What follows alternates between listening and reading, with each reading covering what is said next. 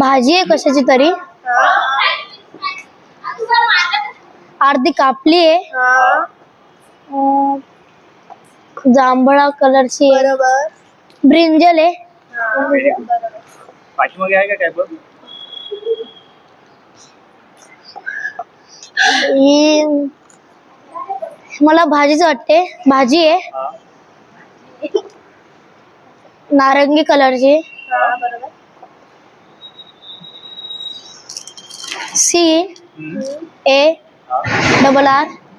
CARROT, carrot आहे, गाजर. Very good. आणि हे घे वाचायला.